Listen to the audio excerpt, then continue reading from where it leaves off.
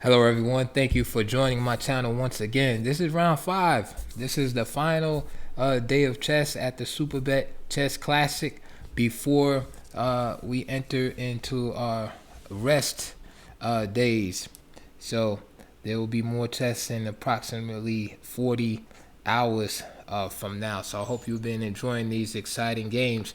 This game right here was the only decisive game of the day between Fabiano Caruana with the white pieces and Shakriar Mamedyarov with the black pieces. And man, let me tell you, this is one of those games that make you have faith in Fabiano Caruana and his chances to become world champion. This is like, I know I'm giving away the game already, but everybody knows who won for the most part. But this game is just a rich and exciting game, and I thoroughly enjoy analyzing it. And I hope you enjoy my presentation. Let me just remind you all that Chess Audiobooks is on leechess.com, chess.com, Twitter, Instagram. So please join me, follow me on those platforms, and also please hit the thumbs up button to promote the videos in the YouTube algorithm. If the content is pleasing to you, please go in the links below. Please support my channel via donation. Get a book, or you could just donate, and also check out the DVDs and other information that I have down there. You see Pawn Structure Chess, great book. I recommended on the last video. That'll be in the links below too. So without further ado, let's get into this fantastic game. E4, E5, Knight F3, Knight F6. Everyone's favorite opening, right? Just kidding. Petrov. Knight takes E5, D6. I liked the variation a few years ago when after Knight takes E5, D6, Knight F3, Knight takes E4, when White used to play Knight C3. That was popular for a while. Remember Kramnik and Karyak and players like that were playing this move, Knight C3. But D4, D5, Bishop D3, Bishop E7, castles, Bishop F5, Rook E1, castles, Knight BD2, Knight hops back to D6, and now Knight F1, and now Bishop D3. I just want to say, I know it's early in the game, I just want to say that when I first saw Bishop G3, I didn't like it. I'd rather Bishop G6, but I'm sure these guys have analyzed this stuff, and Bishop takes D3 is probably superior, but I don't see anything wrong with a move like Bishop G6, for example, and not giving up the F5 square so easily. And maybe have a position like that. It seems like a viable option. So Knight F1 and Bishop takes D3. Queen takes D3. And you can see already, due to the symmetry in the position, you can see why the Petrov is such a hard nut to crack. Just like the Berlin Wall, these kind of pawn structures with one open file like this lead to a lot of early exchanges, and the game is dead in 20 and 25 moves, especially at this level. C6, and now Bishop F4, and now Knight A6. Why is Black playing Knight A6 here? Knight A6, the idea is to go to Knight C7, and what Black is doing is keeping an eye on the E6 square. If you notice in this position, White has a lot of control over the square E5. Bishop can go there, Knight can go there, the pawn on D4 is controlling that square. Also, you have the Rook on E1. So more likely than not, a piece of White will end up on the dominating square E5. This, with the Knight coming to C6, C7, it gives Black the option of playing the move F6, right? And although he weakens the square on E6 as a result, he can drive away the white pieces from the center and keep an eye on that square at the same time. That's one of the main ideas behind this move, Knight A6. The downside of it is that the Knight is always on the flank, right? Knight on the rim is dim. Remember that saying? So It takes time to move the knight to a6, move to c7, okay, and then the knight is still out of play somewhat on the second rank. Not really developed, is it? Right? It's more just it's performing more of a defensive task, and definitely is not assisting on the king side. All right. In contrast with the move like knight d7, who which the idea is to play knight f6, again fortifying the king side of the board, also eyeing the e4 square. But the downside is that it does allow this access to e5. All right, and play could go like this, for example. All right, with a solid game. But I just wanted to give you some insight on Black's potential plans there. All right, so knight a6 was chosen, and now h4. So let the king side attack begin. Knight c7, and even here, if f6, now h4 is a good move to have against that, because you can see the weakening of the king side, and just imagine h5, h6 blowing up the black king side. So you have a move like f6, rook e2, and here's the plan right here. The other rook will swing over, doubling up the rooks on the e file. Knight to g3, kind of like you see in the Ruy Lopez, and then h4, h5. All right, knight c7, and now knight g5. So instead of putting the knight on e5, he attacks right away, provokes some weakness in the position. And this is a good investment by white, because later on he'll be playing moves like h5 and such in order to weaken the king side some more. Knight h2, again typical Ruy Lopez maneuver, with the knight going to h2, then to g4, and then eyeing the dark squares on f6 and h6. Queen d7, there it is, h5, b takes g5, bishop takes g5, rook fe8, and again in typical Petrov fashion, just trade off everything and draw.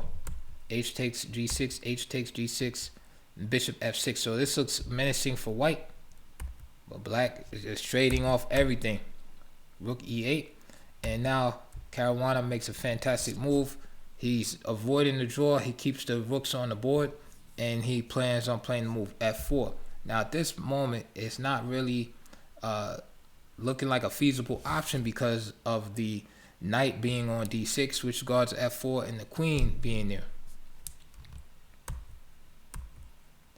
So now Mamedyarov plays knight a6. Why? Okay, listen, at this point black wants to bring the knight over to the king side for some more defensive options.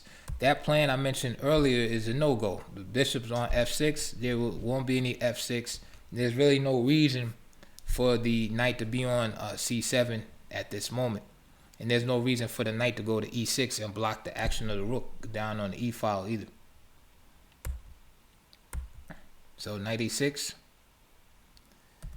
However, to me, a better move to keep with black's line of play of trading off everything is play this move, queen f5. You're attacking the bishop and the queen on d3, so you pretty much force a queen trade here, and I think this is definitely an improvement.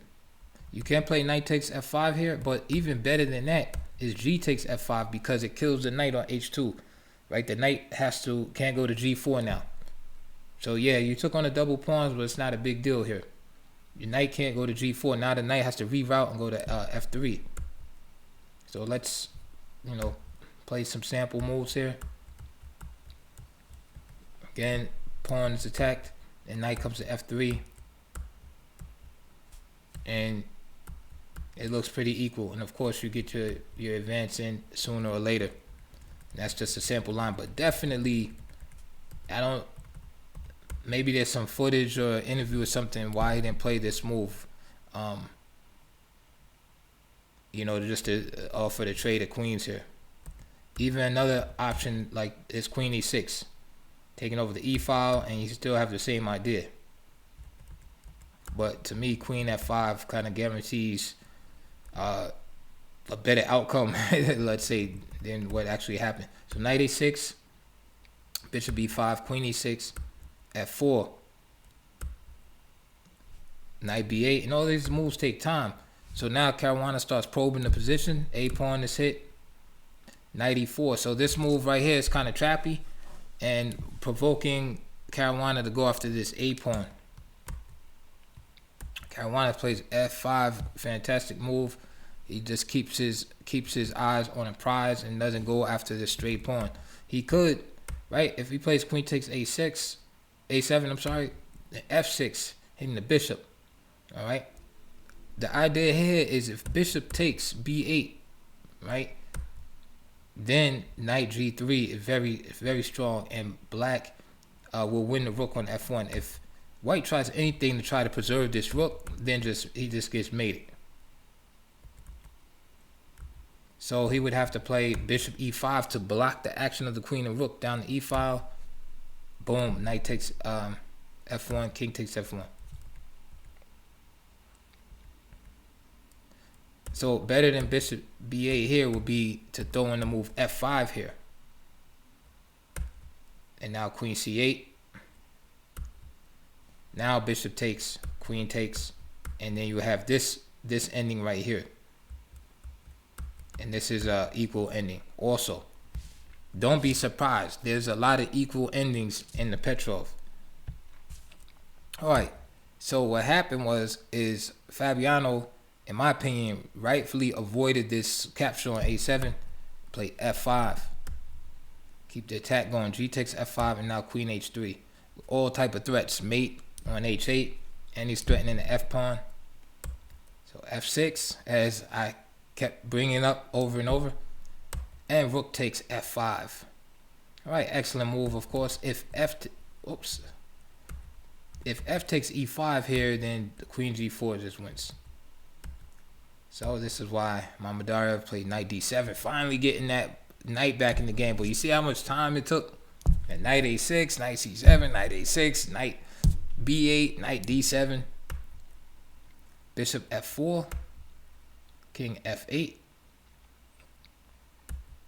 queen a3 check, probing the position some more. You can see here Caruana's hitting this pawn again and the king at the same time. King g7, rook h5. You're getting a little drafty around the king. a6 now, queen b3, again probing the position, not letting black rest. Queen f3. All right, now the idea here with queen f3 is to allow this knight to come here now that the g4 square is protected. Okay, so rook h8. Tough move. I mean, of course, black wants to trade off the heavy artillery. All right, another option was knight f8 here, and the idea, let me just play it, is knight f8. Whoops.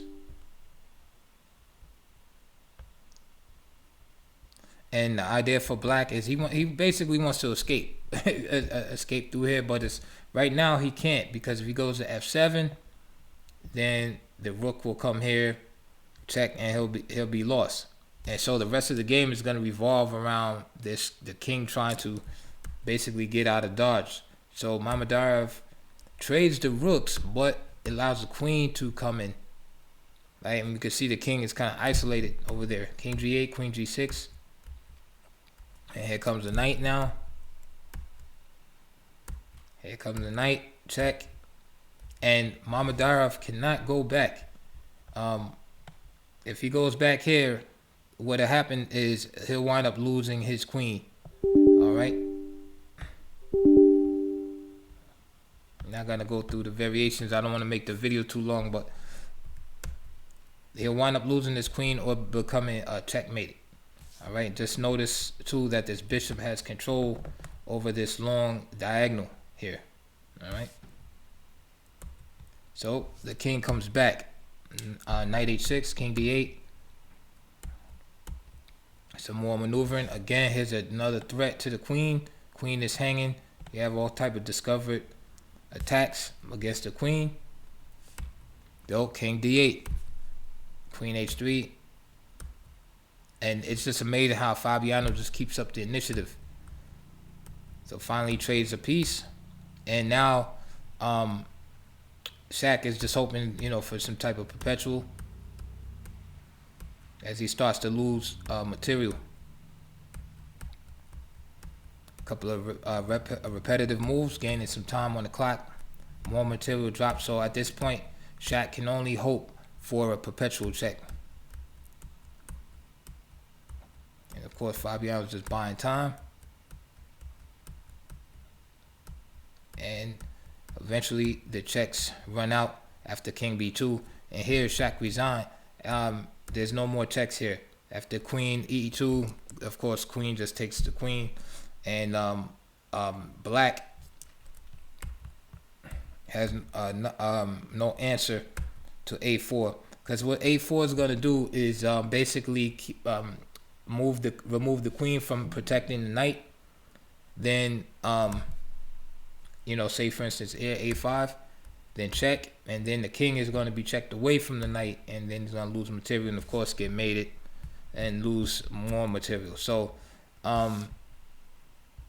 exciting game, fantastic game. Unfortunate for Mamedyarov, who has 2 losses now early on in the tournament, right? Everybody probably thought it was going to be Dayak, who was going to be the Romanian chess player, who's in 2600s range. People probably thought he was going to be the cannon fodder for the tournament, but so far it's Mamedyarov, as he suffered his second loss. This one to Fabiano, the first one to Wesley So. And again, he played really solid in his Petrov, but Fabiano just was like on point today. Unfortunately for Mamedyarov, he did not find this continuation right here and just try to trade queens. I think this is his best bet here. So I hope you enjoyed that video. Please like, subscribe. If you do nothing else, hit that thumbs up button. Get that book, Pawn Structure Chess, using the links below. Please support the channel in that way. And I just want to show you the end of this game on the live screen. It's not the final. No, I thought King B2 just actually prompts an immediate resignation in the current position. Because Shach did find a way not to lose on the spot by bringing the queen over to B5. And I thought King B2, with the idea of A2, A4 against any sensible move, just wins the piece. But King B7, Queen C6 exists, which I originally missed. And also, Black did establish an idea of Queen A5, Queen D2 check, which is why Knight F6, for instance, isn't winning on the spot, and you have to be slightly more precise. He still goes King B2. Shach will play King B7. I think everything else does legitimately lose a piece to A2, A4, so he'll play King B7. But there's always Knight C3 too, right?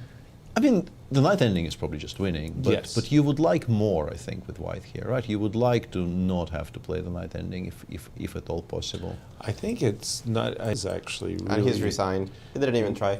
Really bad. I thought that this Knight ending is not much of an ending.